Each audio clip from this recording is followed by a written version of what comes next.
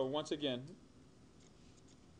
if you set up your triangle in this form, inscribed within a circle, and then you label what you know. So arc AB is 62 degrees, arc BC is 52 degrees. In order to find the angle measures, you're basing that on the fact that what? The inscribed angle A intercepts an arc of 52, so it's going to be half of that. So A is 26. Angle C is going to be half of this intercepted arc, 62. Okay, so there's the material from Chapter 4. Now you can find angle B by using the triangle sum. If you add 26, 31 together, subtract that from 180, you're left with 123. Okay, so those are your angles. Now, let's take a look at the picture. Again, is our picture drawn to scale?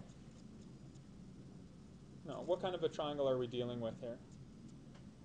It's an obtuse triangle. So if you're going to inscribe an obtuse triangle in a circle, there's some specific properties that are going to take place. Okay, first of all, if angle B happened to be 90 degrees, what would AC look like? It would pass through the what? It would be a diameter, right? If angle B was 90 degrees. But it's not. It's larger than 90 degrees. So if we take a look at this, what is going to happen to our side AC since we're dealing with an obtuse triangle? Is it going to be on this within the same semicircle or on the opposite semicircle? You see how it has to be on the same side of the center? It cannot be on the opposite side like I had drawn it in blue. So again, I'd suggest that you redraw this more to scale. Okay, so if here's your center, your triangle will look more like this.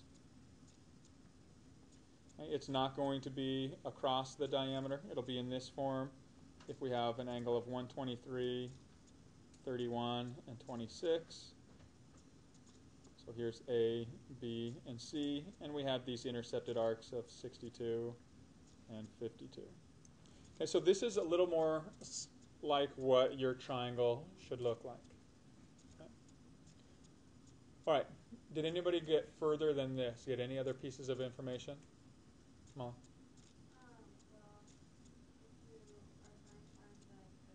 A circle is pi r squared, so if we substitute that in, 100 equals pi r squared, divide by pi, square root both sides, we get the radius to equal, and let's actually calculate that. So if we take the square root of 100 divided by pi, we want to put it in decimal form, we get approximately 5.6. So we know that the radius of this circle, so that would be this distance. It would also be this distance. And I'm just going to refer to this as point D just as a reference. So I have two lengths. Again, I write 5.6, but it's really this exact number anytime we need to use it as a calculation. Okay, good. Okay, so we've used all the pieces of information they provide us. Now we need to start building up to solve. The solution involves an area formula. So we have the area of a triangle is 1/2 base times height. Okay, do we know what our base is? Anne-Marie?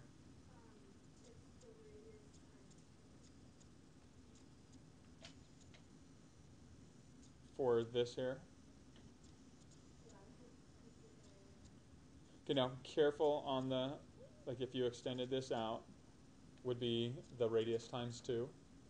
But the height AC is going to be slightly, it's going to be smaller than that, right? Any other ways to find, first let's identify a base. What should our base be? AB, BC, or CA? I think I've mentioned in class before, when you're dealing with an obtuse triangle, all things being equal, if you don't have any other pieces of information, what side should you use as your base? The longest side. So let's use AC as our base. Okay, so if AC is our base, we'll call that B. That means that this perpendicular to the opposite vertex is going to be our height. Okay. Any way we can find our base? Lane? Well, you could find the area of that sector.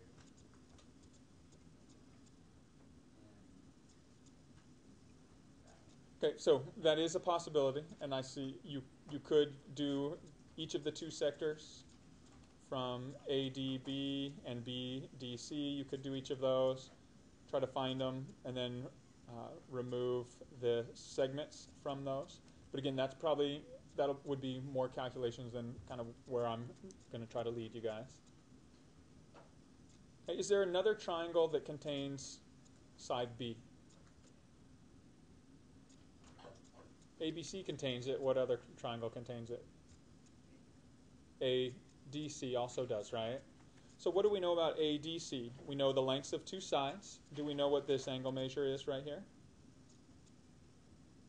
A central angle of a circle is equal to the intercepted arc. So arc AC has a total measure of what? 114. So you know that this angle is 114. So we have two sides in an included angle. Is there enough information with two sides in an included angle to find the unknown pieces of that? What trig pattern or what trig formula will we use if we're given SAS? Law of? A 50-50 chance of guessing right. Even higher if you remember what we've talked about. Law of cosines. Good. Okay, so the law of cosines is what applies to the SAS pattern. So let's find B.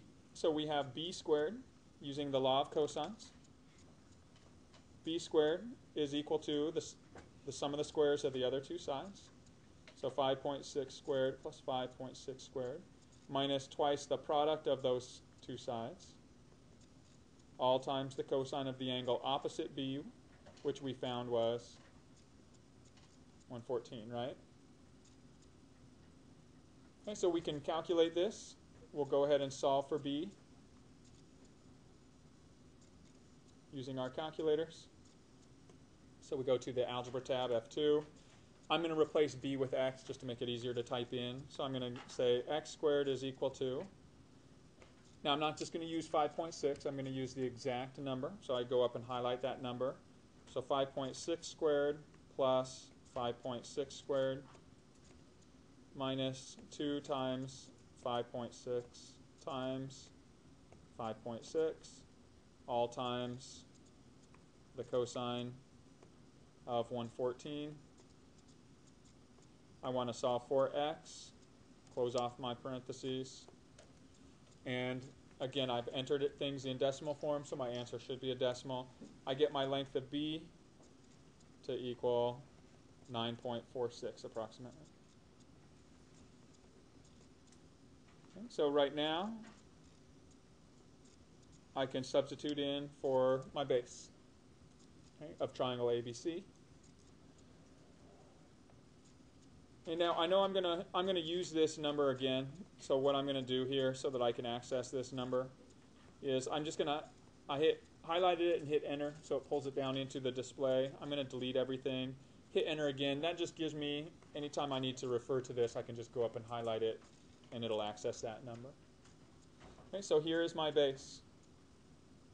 Okay, once I have this base, so now I know that this whole length is about 9.46. I now need to find my height. Okay, so I'm going to redraw this triangle here just really quickly. So here's A, B, C. I now have 9.46. I still have my angle measures of 26, 31, and 123. But now I need to find this height. Any way that you can think of to find this height. If we look at some of the problems that we did in the past, so I create this little right triangle here, correct? The height is opposite this angle of 31 degrees. In order to use that, I either need to know the length of BC or the portion of this CA, this 9.46 that represents here. I'm not going to be able to find that. But can I find the length of BC? Because if I knew BC, I could set up a trig ratio. Any ideas on how I could find BC for this triangle? Or is there enough information to find it?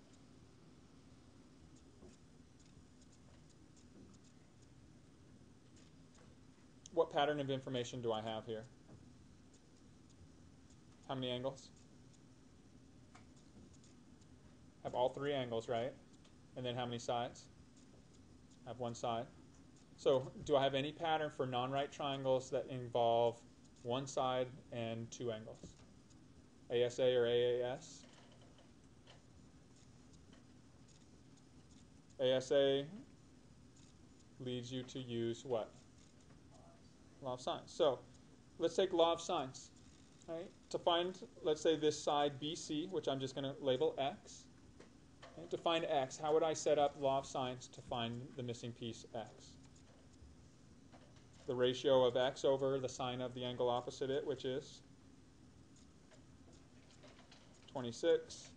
That's equal to the known ratios. So the side that we know, 9.46, over the sine of the angle opposite it. What angle was opposite 9.46? 123. And so now when I multiply, or if I want to solve for X, I multiply both sides by the sine of 26. That isolates and solves for X. So I can find X by calculating this 9.46 times the sine of 26 and divide that by the sine of 123. My answer is in decimal form, so I get 4.9 approximately. So there's my value for X. Okay, I'm almost done. Because now I can take this small triangle that's formed and contains my height. It contains an angle of 31 degrees. It contains the value I just found to be 4.9.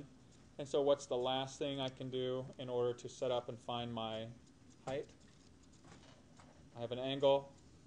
I have an opposite side that's unknown. And I have a hypotenuse, which trig ratio relates opposite and hypotenuse.